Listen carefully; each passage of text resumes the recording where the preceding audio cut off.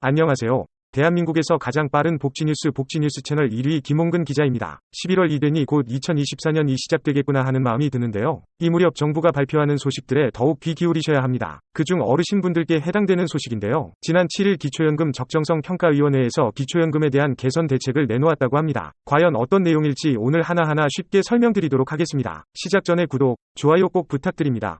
복지뉴스 채널 1 지금 보도드립니다. 국민연금은 1988년 시행되어 전 국민 의무가입의 내용이었죠. 또한 2014년 확대 시행되어 소득 하위 70%에게 지급하는 기초연금이 있고요. 생활이 어려운 분들을 대상으로 최저생활비를 보장해주는 생계급여가 있습니다. 위의 세 가지가 모두 그대로 나온다고 해도 사실 부족한 분들도 계실 텐데요. 그런데 정부에선 여러 가지 핑계를 대며 감액을 감행하고 있습니다. 어르신분들은 귀를 기울여 주시고 젊으신 분들도 가까운 부모님 혹은 언젠가 노년이 찾아올 본인을 위해 관련된 내용들을 자세히 살펴보셔야 합니다. 우선 감액제도와 관련된 소식입니다.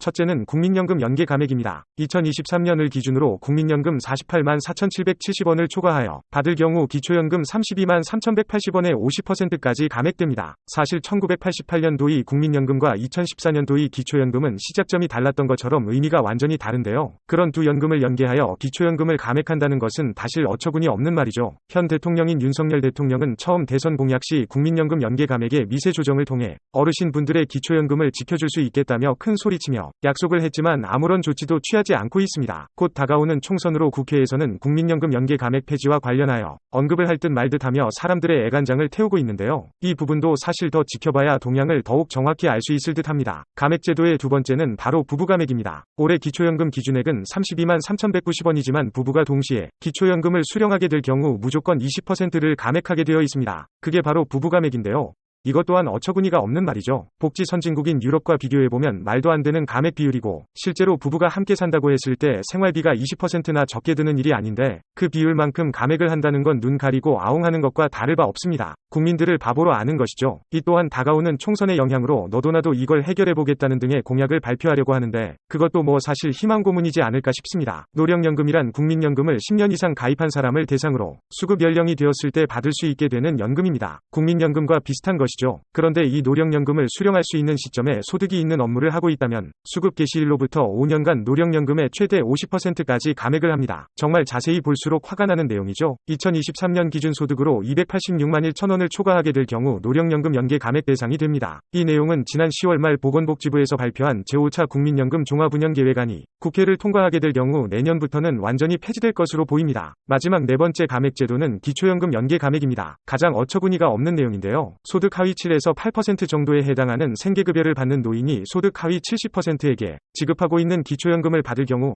받은 만큼의 생계급여에서 전액 삭감하는 제도입니다. 이 말은 즉 기초생활수급 노인에게 기초연금은 해당되나 해당되지 않은 제도가 되는 것이죠. 결국 받은 만큼 다른 지원금에서 삭감하게 되는 일이니 어려워서 더 받아야 됨에도 해당 지원을 받을 수 없게 되는 것입니다. 정부의 입장은 다음과 같은데요. 기초연금을 받더라도 국민기초생활보장법 시행령에서 규정한 보충성의 원칙과 다급여 우선 원칙 적용에 따라 기초연금만큼 생계급여에서 감액해야 한다고 합니다. 조금 더 자세히 살펴보자면 보충성의 원칙은 소득이 정부가 정한 기준액보다 적을 경우 부족한 만큼 생계급여로 보충해주겠다는 것이고 다급여 우선의 원칙은 생계급여 신청자가 다른 법령에 따라 보장을 받을 수 있을 경우 생계급여보다 우선해서 다른 법령에 따른 보장을 먼저 받아야 된다는 것입니다. 이런 근거로 기초연금법에 따라 기초연금을 받게 될 경우 받은 금액이 결국 생계급여에 공적 이전 소득에 포함되어 소득 인정액이 올라가게 되는데요. 그렇게 될 경우 기초연금을 받은 만큼 생계급여액이 깎이는 즉 돈을 주는 척하다가 다시 빼앗아가는 기초연금이 되는 겁니다. 기초연금을 연계해서 생계급여를 삭감하는 일로 인해 사실 가장 힘든 최급빈층 노인분들은 받아야 하는 기초연금 혜택을 받지 못하고 있습니다. 기초연금 적정성 평가위원회의 통계자료에 따르면 2022년 12월 기준 만 65세 이상 생계급여 수급 노인은 71만 명에 달하는데 이 중 61만 1천 명은 기초연금을 받아도 보충성의 원리 등으로 인해 생계급여에서 전액 삭감을 당하게 되었고 나머지 8만 9천 명은 기초연금을 받은 만큼 생계급여가 깎이는 것은 물론이고 소득 인정액이 올라감에 따라 의료급여 등의 다른 급여까지 받지 못할까봐 기초연금을 신청하는 것도 못하는 분들도 있다고 합니다. 원래의 취지와 맞지 않은 방향으로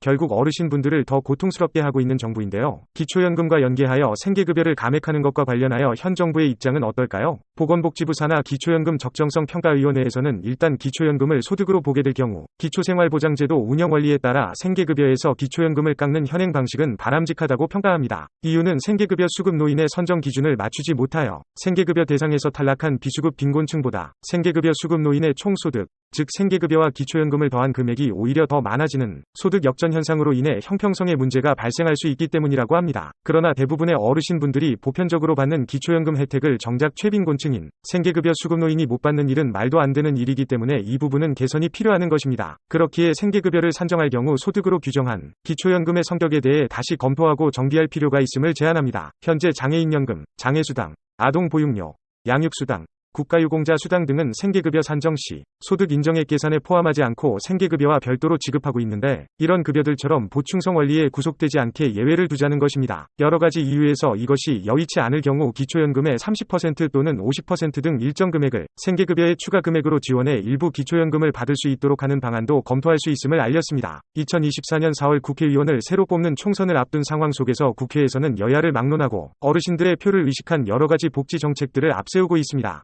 이럴 때일수록 더욱 낱낱이 살펴볼 필요가 있습니다. 기초연금과 국민연금을 통합해서 기초연금을 노인 전체에게 지급하는 방안, 기초연금 40만원 인상 등 앞으로 총선 전까지 지켜낼 수 없는 공약 등을 내세울 것으로 보이는데요. 그렇게 말도 안 되는 예산으로 말도 안 되는 약속들을 하는 것보단 이제는 어르신분들이 생활하는 데에 직접 경험되는 변화가 있었으면 합니다. 그 변화의 대표적인 예는 오늘 소개해드린 연계 감액들을 폐지하여 생활의 직접적인 변화를 경험할 수 있었으면 합니다. 그렇게 하나씩 정말 바뀌어야 하는 부분들을 바꾸며 이 나라를 바꾸는 정부다운 정부가 되었으면 합니다. 오늘 영상은 여기까지입니다. 대한민국에서 가장 빠른 뉴스 복지 뉴스 채널 1. 앞으로도 최신 소식을 받아보고 싶으시다면 구독과 좋아요, 알림 설정 부탁드립니다. 다음 시간에 더 좋은 정보로 찾아뵙겠습니다.